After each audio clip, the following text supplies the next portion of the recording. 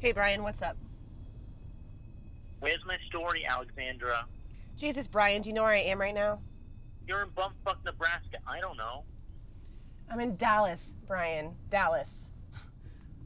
The airport's bigger than Manhattan, apparently. Well, excuse me, cowgirl.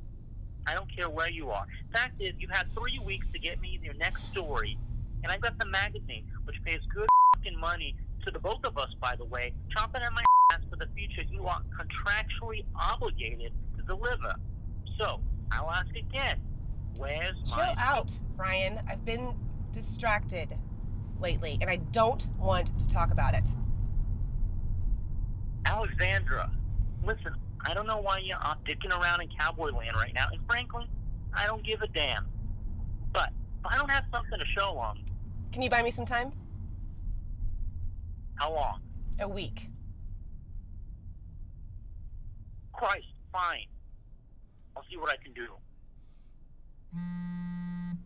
Oh, thanks, Brian. You're the best. Listen, I have to go. I have to take another call. Alexandra, hold...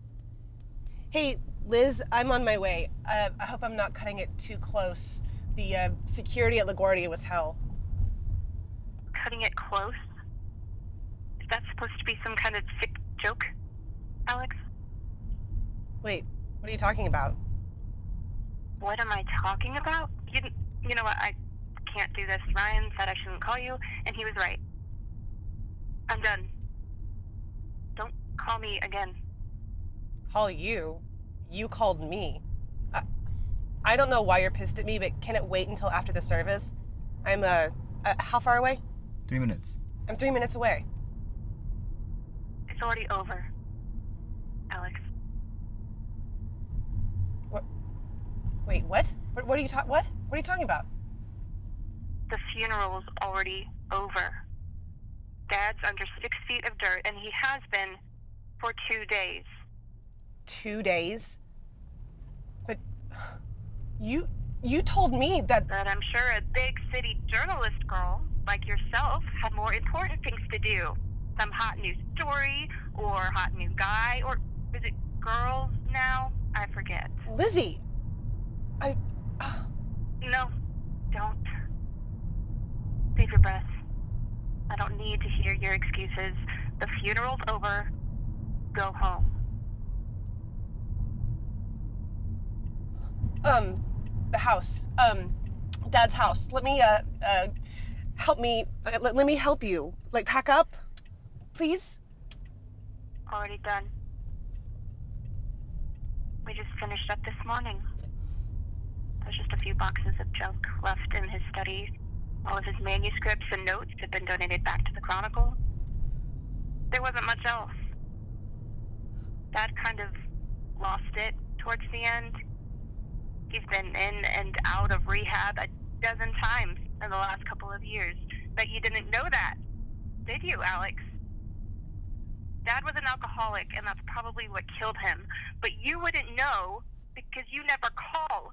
Because you're too good for us now, Alexandra. You always were. Lizzie, I never thought that. He talked about you all the time, you know? How ungrateful you were.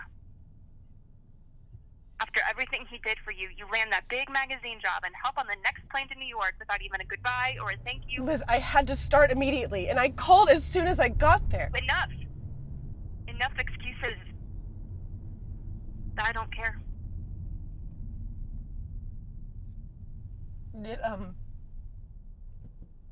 Did Daddy really say those things? He said he was disappointed in you.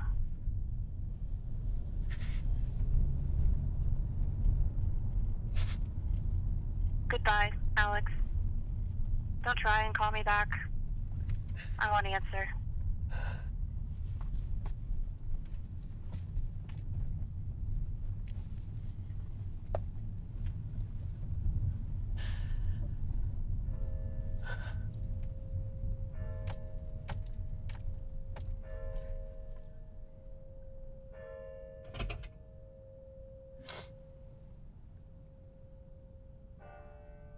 Ma'am, we're here. Excuse me, miss? Miss? Is this not the right location? I mean, yes, it is. It is. Fuck.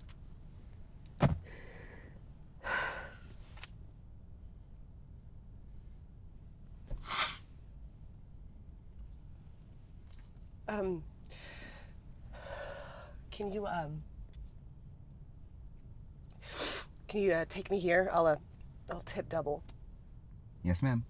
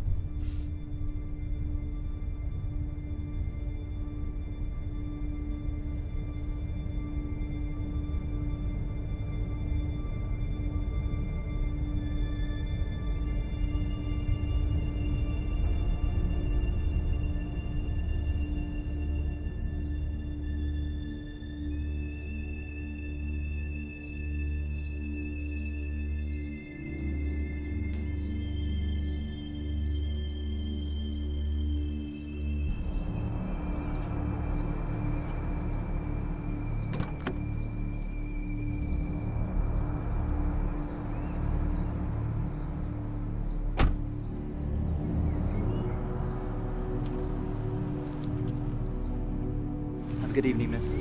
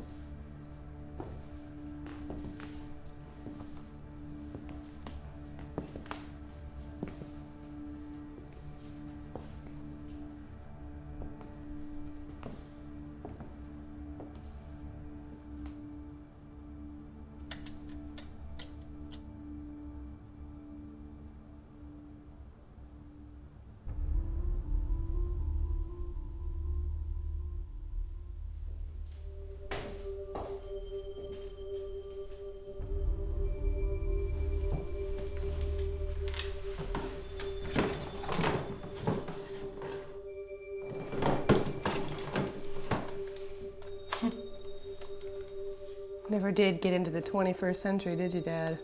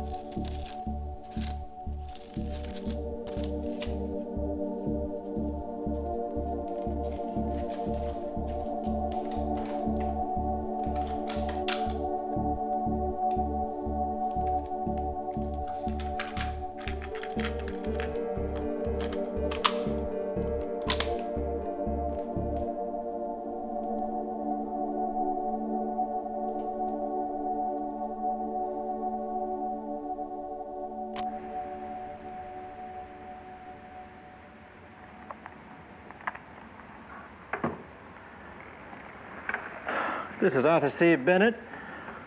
Today is October 15th, 1978, and the time is 7:52 p.m. I am in the Wild Cactus Saloon in Terralingua, about as far west as you can get without being a Mexican. I've got a cold Lone Star, a fresh pack of smokes, and the whole night ahead of me. What about you, sir? Me? No one else here? You have me as long as you want. I mean, I have a story to tell, and I intend to tell it all. And tell it you will. What's your name? You know my name. It's for the tape. Oh. Of course. Mario. Mario Cuevas. Thanks, Mario. Now, you're a resident of this so-called ghost town, yes? I have been all my life, yes. Except for the few years I went to college up in Alpine, right up the road. Terlingua. What does it mean? What? Nobody knows really. Some say it's an Apache word. You know, they've been here long, before the mines. But some call it tres lenguas, or it's 3 tongues. Tres lenguas, that's what it is. But I don't think so, really. I mean, I don't know about that. Terra lingua. The language of the earth.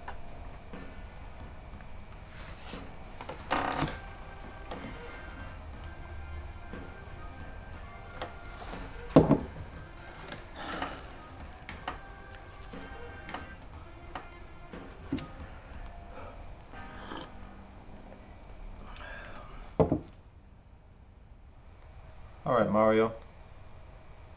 Let's talk. Now, in the letter you sent to me, you said you saw something very strange out in the desert. What did you call them? Lights?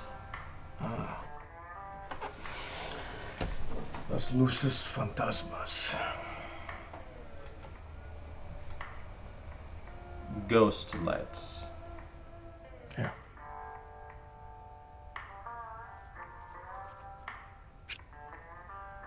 Before you paint me as some superstitious Mexican, you ought to know something. Now, I wouldn't come all the way out here just to do that. But what should I know? I'm not the only one that's seen the lights. My family. Everybody here. And if you stay here long enough, you will see the lights too. In fact, I know you will. Tell me about your family. Well, we were poor.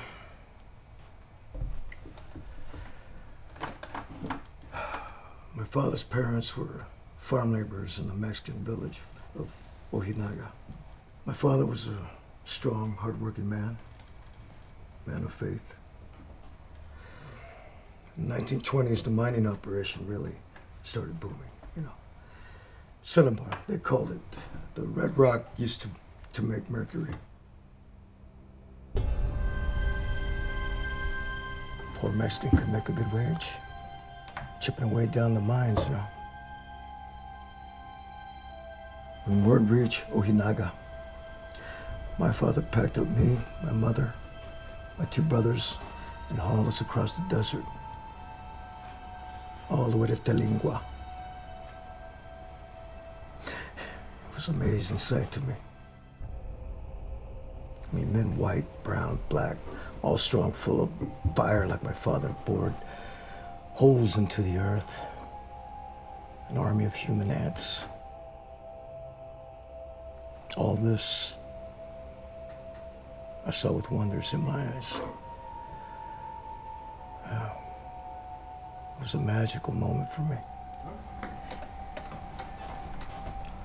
Mr. Cuevas, have you ever considered becoming a writer? Because you'd make a damn good one. I don't know about that. When did you first see the lights? Well, I was about 10 years old. Our cabin that was built by my father's own hands just sat beside the edge of the village, facing the mines.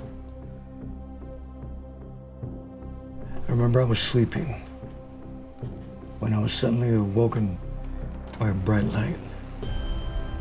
I mean, it must have been like right outside the window because the light was so blinding.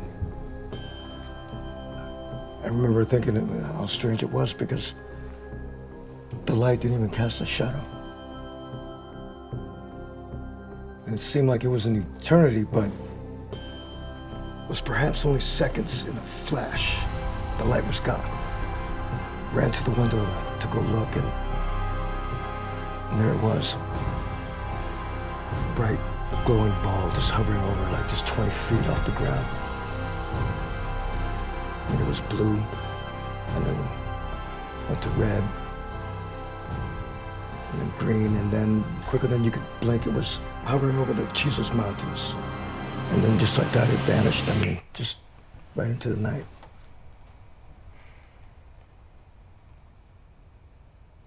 Did you tell anyone? No. Why? Because people disappear when they get too close to the lights.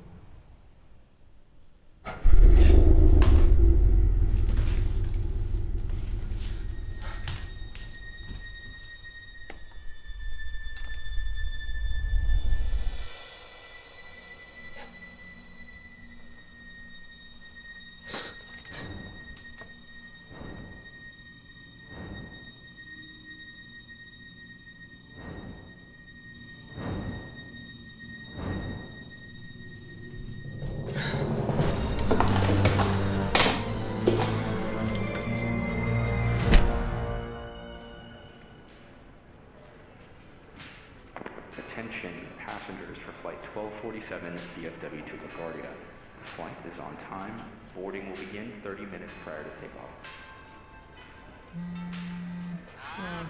You can wait, Brian. Arthur. Arthur Rodriguez, please come to the flight desk.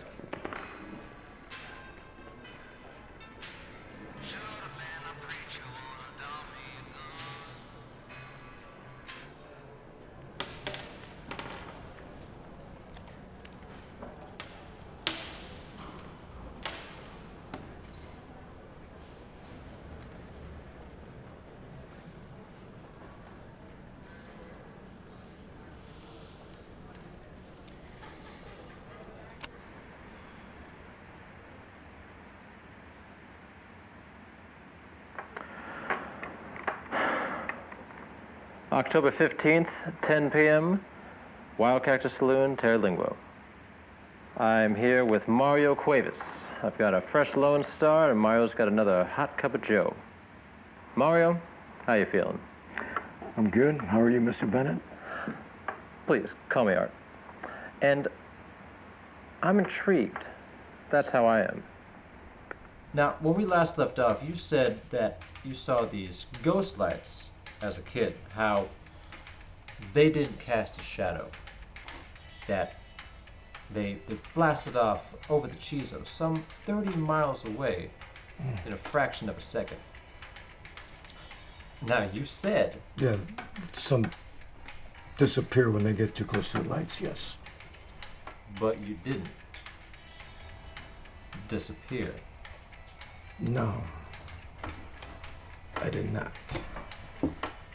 Now, you also told me that people have been seeing these lights for years, generations even. But does anyone have any idea of what these lights are? Well, the name should give you a clue. Some say that the lights are the dead spirits of the Apache warriors. Chisos Apaches were the original inhabitant of this valley. Chief Asante was a great warrior, and his band was captured and ultimately executed at Ojinaga. Some legends say that the lights are fires lit by his spirit, leading the lost people home. And others say the lights are the spirit of the Indian himself. Do you know what Chisos means?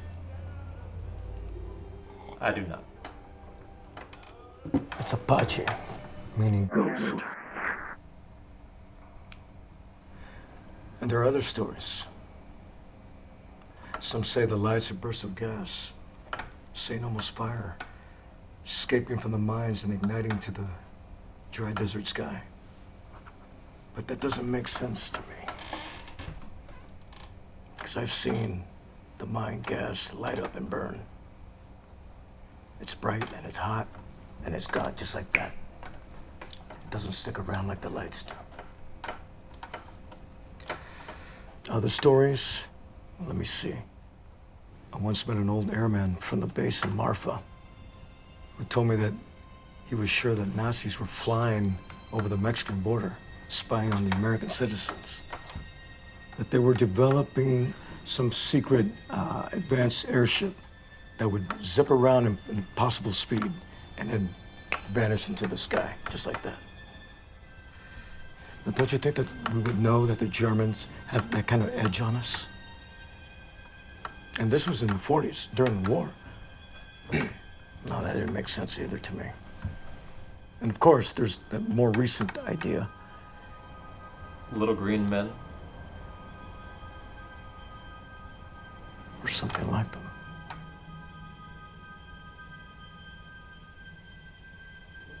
Well, what do you think they are?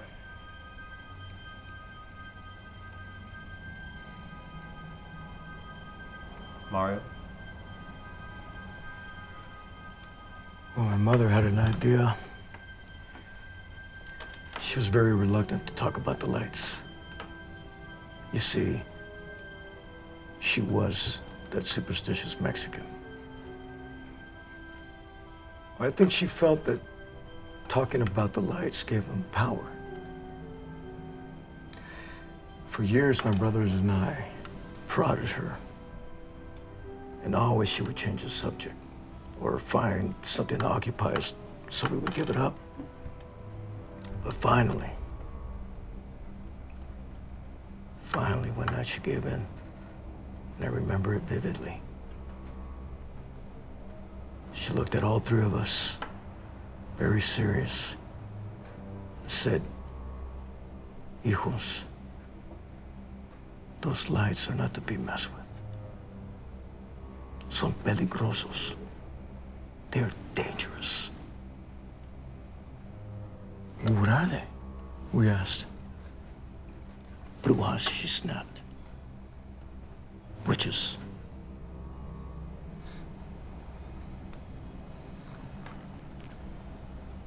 Now, you said that when people get too close to the lights, you said they disappear. How do you know that?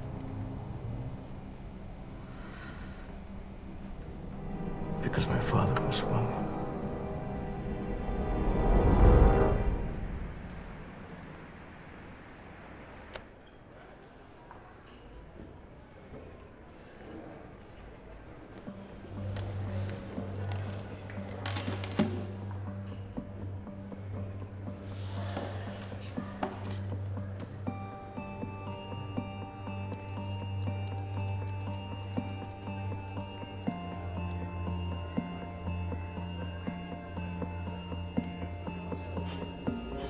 Are you still kicking, Senor Mario?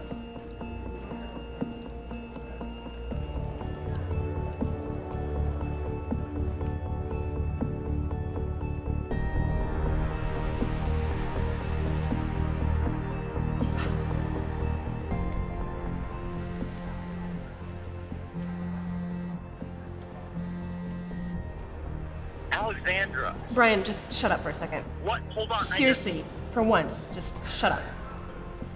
I have my story for the magazine. Wait, what? Really? You'll have it by the end of the week. That's great.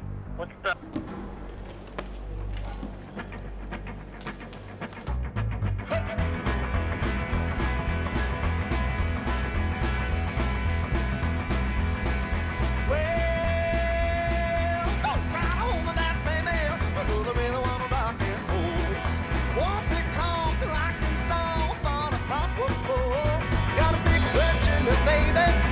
Bigger than a total. Come on, you let's go because I really want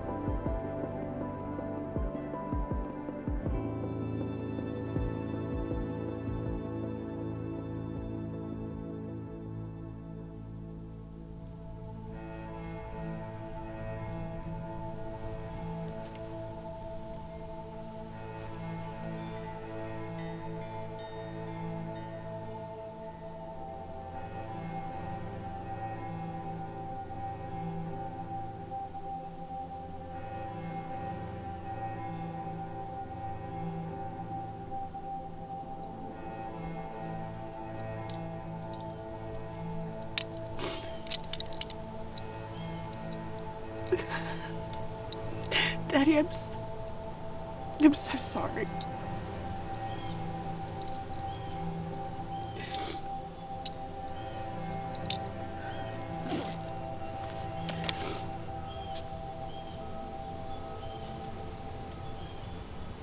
I know you're disappointed in me, but I'm gonna try to be the daughter you deserve.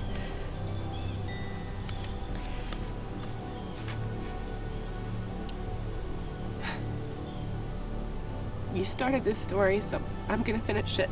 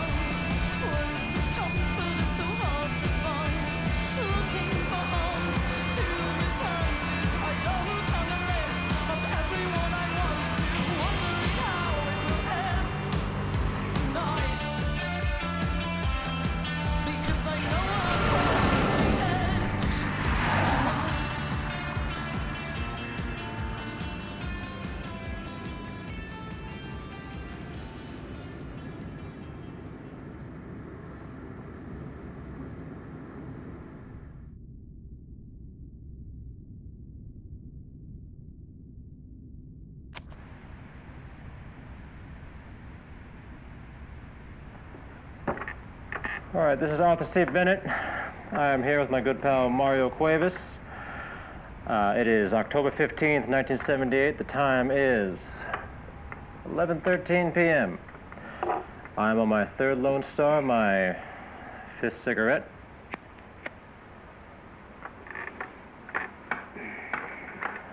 And I must say that coffee you're sipping on is starting to look mighty nice. I make better. I'm sure you do. Now, Mario, all levity aside, you just told me something rather serious. Your father Disappeared, yes. Now, please don't take offense to my next question, but is it possible that he just skipped town, hitchhiked his way out of Dodge? I mean, mine life couldn't have been all campfires and marshmallows. No, I don't take offense. And yes, you have every right to ask that question. But honestly, I have to say no. My father, Reynaldo was his name, loved his family more than anything else. And on top of that, he loved his work, no matter what the job was, because it brought life to his family.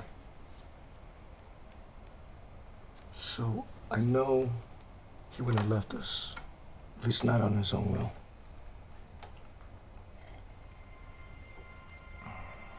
Maybe it was an accident.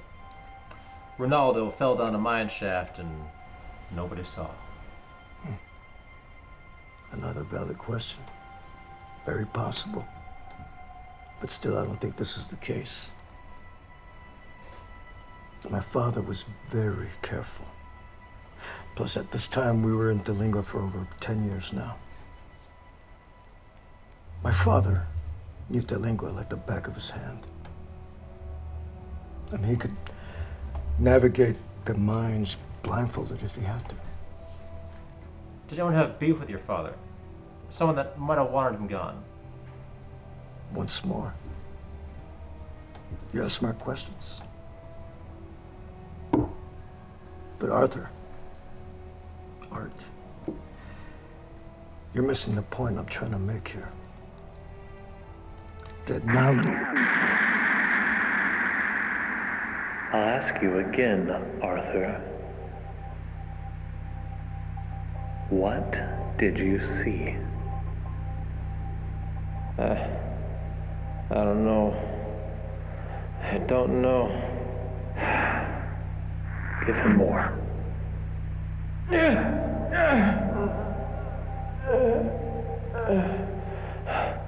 What do you want with me? I don't know anything. I don't remember anything. Now, Mr. Bennett, we know that that's not true. We know for a fact you spoke extensively with a Mr. Mario Cuevas back in 1978. And we know every detail of those conversations. Mario? He was most cooperative, with a little friendly persuasion, of course. Don't tell them. I'm afraid he already did. Alex? What was that, Mr. Bennett?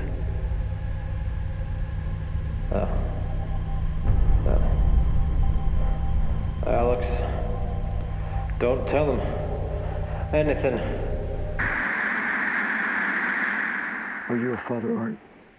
A father? No, I'm not. Though I can't say I ruled it out. Me either. Not that I didn't desire it, but I made a point to avoid it. And maybe I suffered from it. I guess I assumed that one day, like my father, I would go missing too. And I wouldn't wish that upon any other child, what I went through. Not anything in the world. Okay, now Mario, when you say disappeared, what do you actually mean? I mean disappear. Vanish. No mas.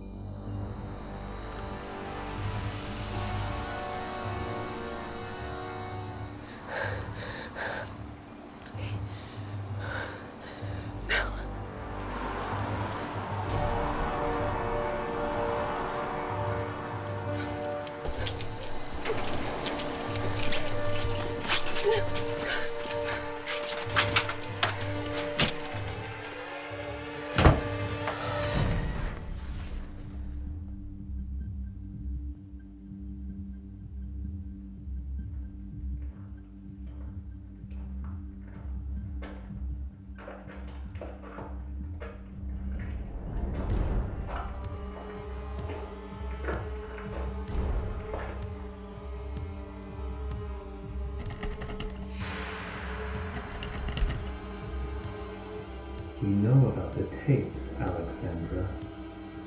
We know you have them. We will be waiting, and we will find you. You must leave. We do not sleep.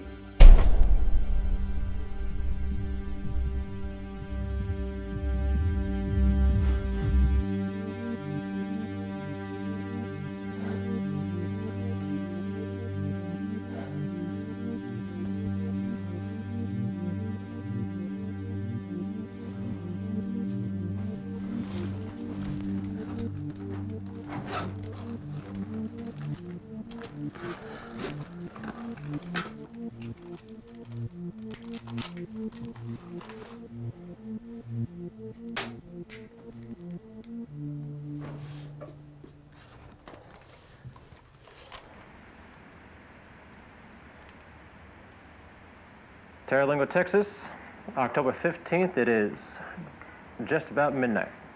I have foregone another Lone Star in lieu of that good black coffee that Mario has been sipping on. You need a refill, Mario? No, I'm okay. Maybe a tequila. As much as I like to, Art, I don't want you or anyone listening to think I'm telling tall tales. Okay, you mean to say you actually believe that people disappear, that they vanish when you see the lights? I think I already said I did. Okay. Mario, I didn't mean... You know, it's not a question of belief, okay? I saw it. Others too. In fact, it's been happening for generations, but nobody talks about it. But you know, people go missing here all the time. You could walk 100 miles into a desert and not run into one soul. So it's easy to say that someone got lost or they fell down some mine shaft. But the locals know. People have been disappearing here for hundreds of years, maybe longer. And it's because of those lights. Art, why did you come out here? Huh? If you're so skeptical, why did you come all the way here? Your father. Tell me what happened. It was 1940. I was 17 and just started working the mines myself. I worked in the sulfur mines. It was awful, awful, grueling work. 18 hours a day, sometimes. 200 feet underground. No light but the dim glow of our headlamps.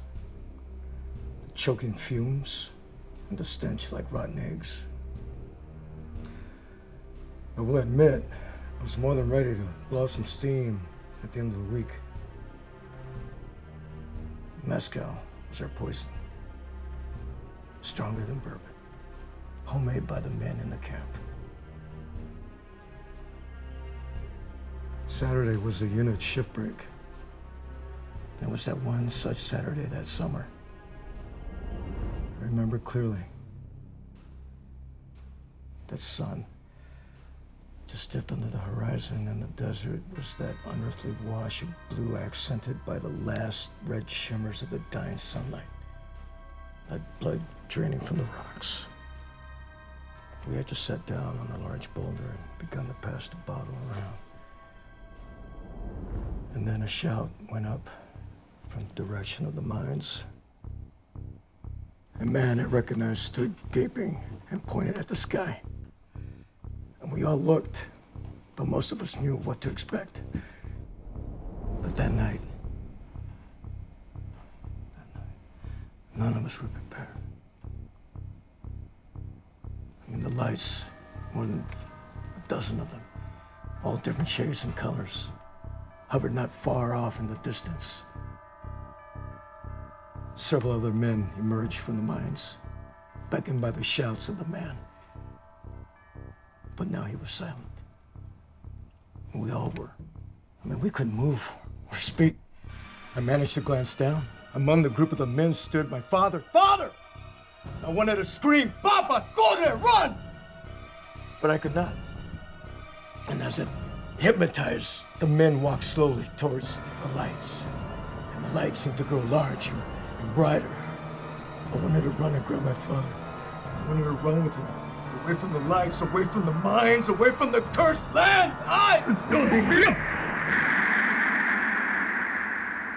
Arthur, you're not going anywhere until you talk to us. Tell us what happened. What did you see? Who are you? What do you mean?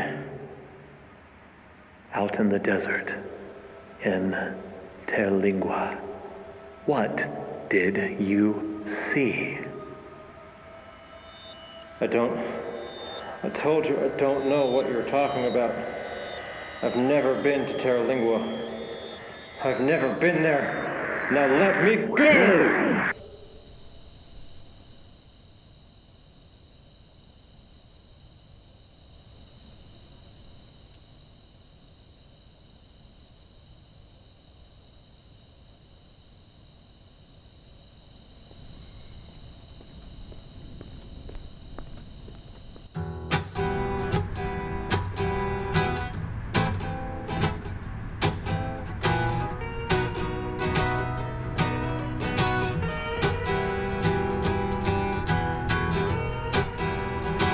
I'm gonna sit on this railroad track until I start to get my wits back.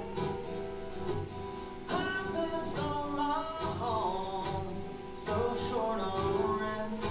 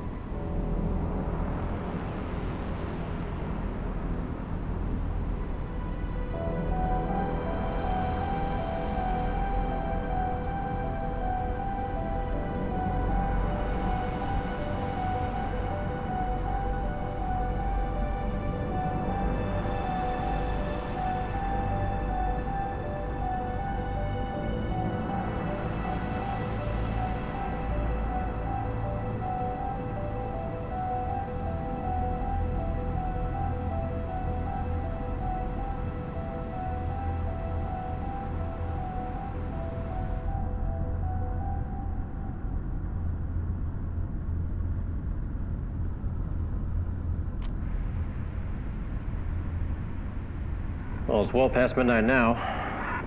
Do bars even close around these parts, Mario? Let's go enforce it. I suppose you're right. So, what happened next? What happened next?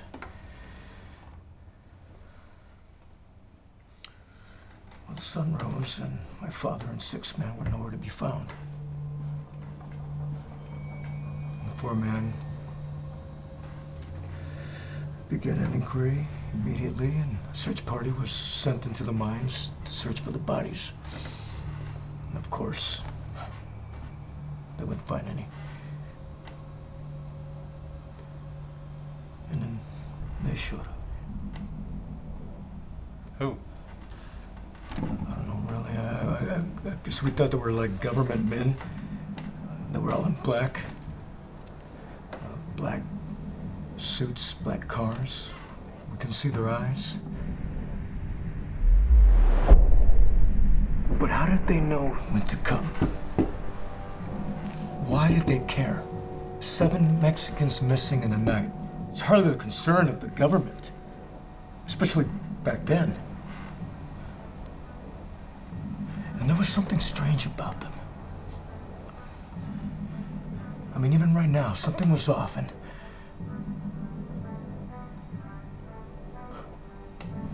I can't put my finger on it.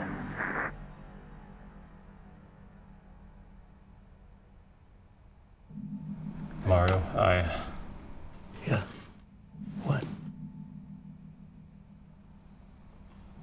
It's nothing. What did they do? Why are you afraid?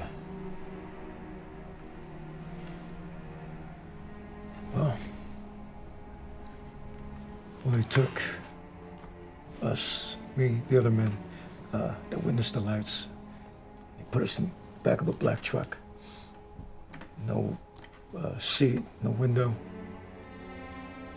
And then we just drove. I mean, it seemed like hours and hours to drive.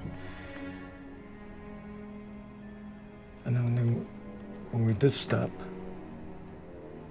one of the men came out, opened the door, and it was night again. And I remember we were just in front of this big hangar. Did you know where you were? At the time, no. But later I realized that we were just right outside Marfa, only 2 hours away from De Lingua. They have an army base out there, right outside of. So they were government men. CIA, maybe. Oh, we saw soldiers. But they were afraid. But they were taking orders from them, like, without any questions. And then they took each one of us, one by one, inside the hangar, in this dark room.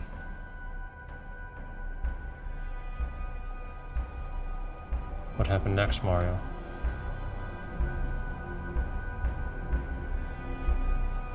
Mario.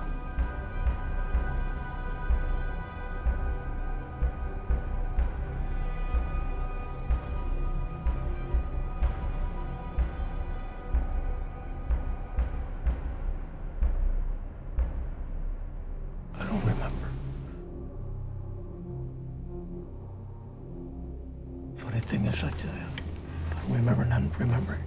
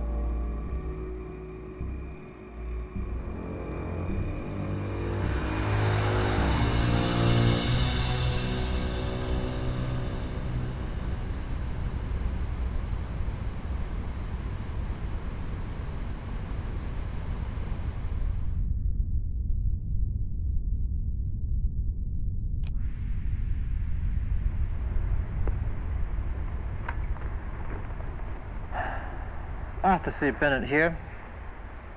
It is... God, I don't know what time. I sent Mario home. Poor fellow was worn out. Such a strange tale. I don't know what I expected. I mean, a man contacts you and says he sees strange lights in the desert, and you drive 600 miles to the very ends of the earth to hear about it in person? And why did I come all the way out here?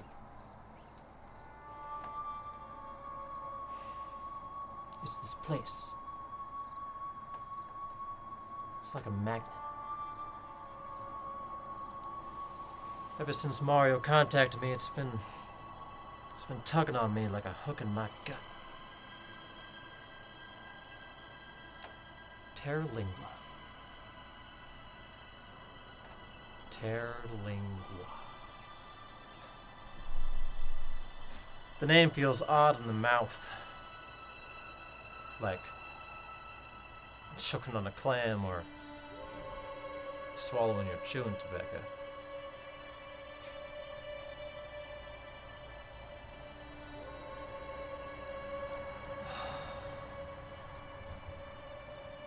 Sitting here, no city lights polluting my view, I behold a strange Martian landscape. The phantom silhouettes of the Chisos form a cocoon around the valley. And above them, a dizzying sea of stars. Brighter than I have ever or will ever see again.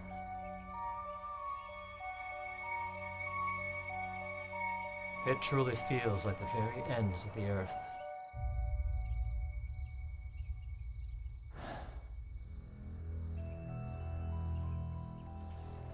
Mario has agreed to meet me one more time. After he's had a few hours to sleep, of course. Honestly, I should be doing the same back at the motel, but I just can't. I don't know, listening to Mario's story, it stirred something in me. I need to talk to Mario one more time. I need to ask him one more question.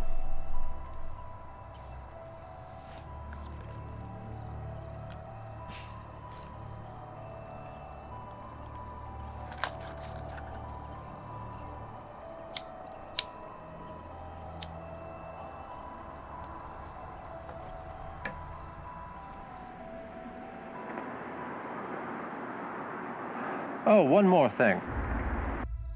It's a strange thing, really. I didn't mention it to Mario, it just didn't seem relevant at the time, but on my way here, I feel crazy saying this, but I believe I've seen a woman. Now, at first I thought she was following me, but it's become apparent that she is not really there. I believe she's seen me too.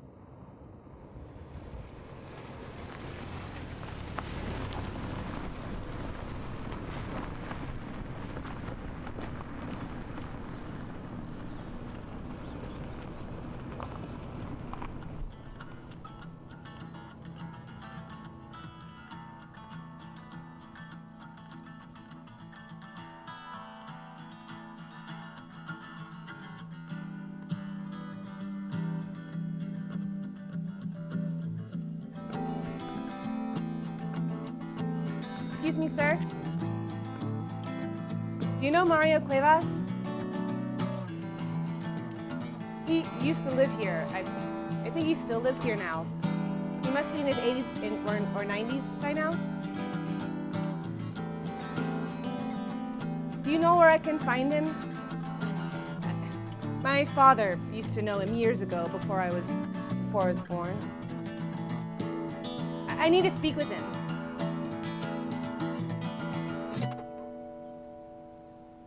Mario Cuevas? You just missed him. Oh, that's great.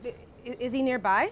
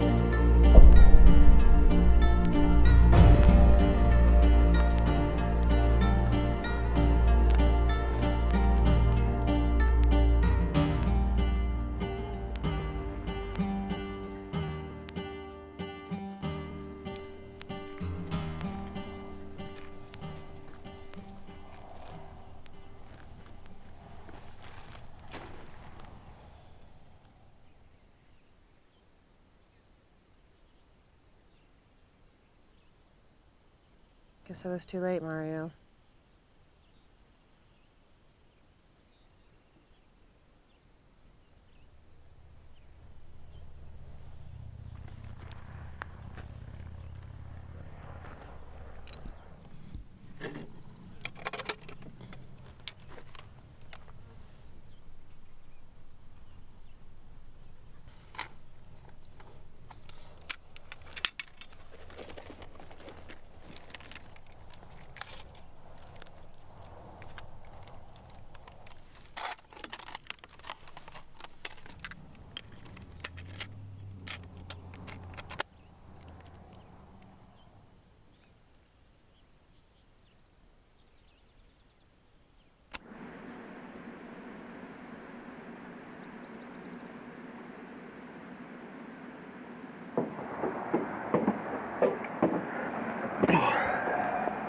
Mario, back so soon? I couldn't sleep.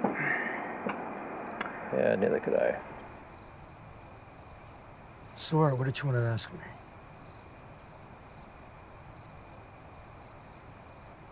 Mario, there's something strange going on. How's that? I mean, ever since you contacted me,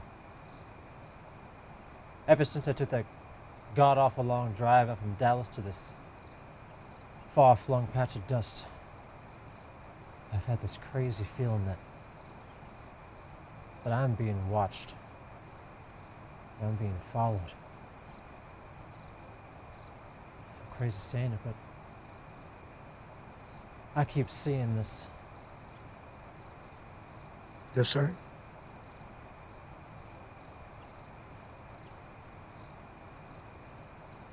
Never mind. I have this feeling stirring up in me. It's like this itch I can't scratch. It's like I just need a good hit of nicotine, but nothing quite cuts it. You want to see the lights? Yes. Yes, that's it. Well, Art, my friend.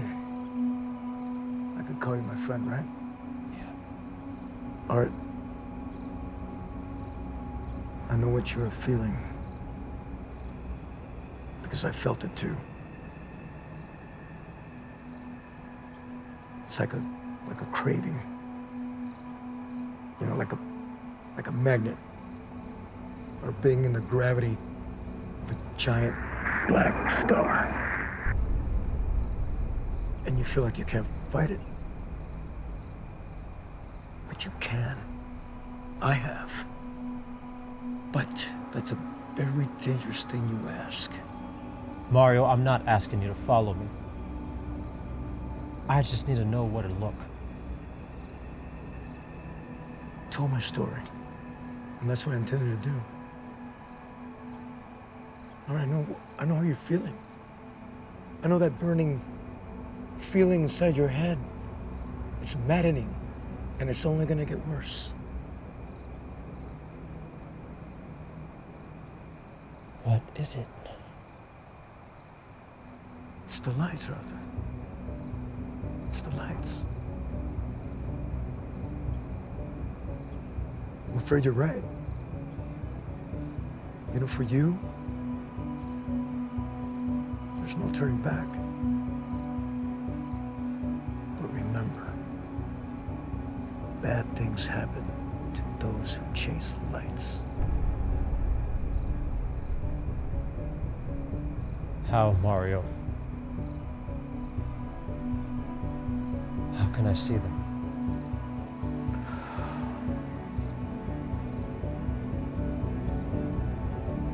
Not on tape.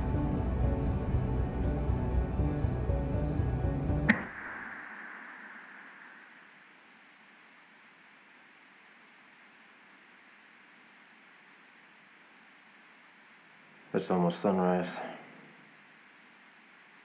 Mario has gone home and I'm alone. Mario's told me how to see the lights and he's told me where to go. And I'm going there now. At the back of the cemetery, there's a small gate which opens to a rocky path.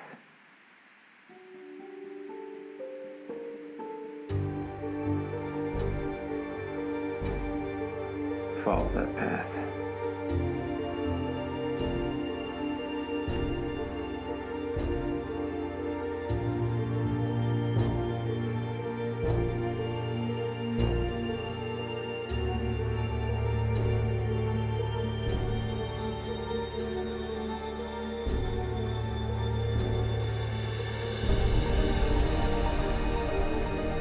Follow that path until you come to an old mine.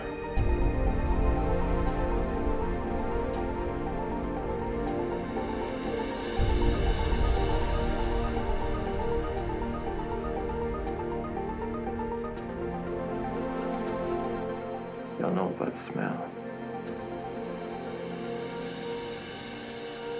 Sulfur. Then, all you had to do was wait. So, here I am, waiting.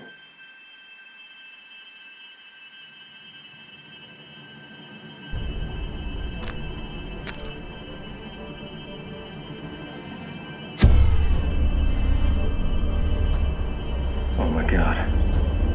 Oh my God, it's here. The light is here.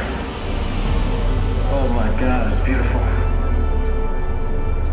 Daddy? Hello? Who are you? Arthur, my name is Alexandra Bennett. You don't know who I am. You call me Alex. You will call me Alex. I'm your daughter. I'm so sorry for everything. I'm so sorry that I wasn't there. I'm so sorry that I never said thank you, and I'm sorry I left you alone. I'm so sorry for everything.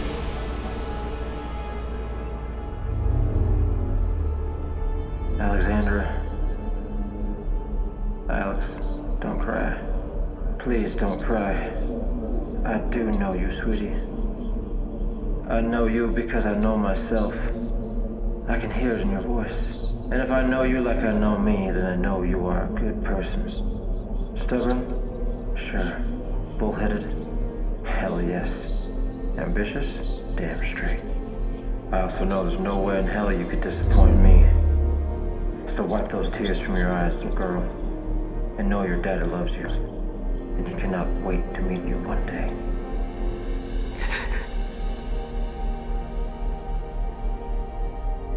I love you too. See you real soon.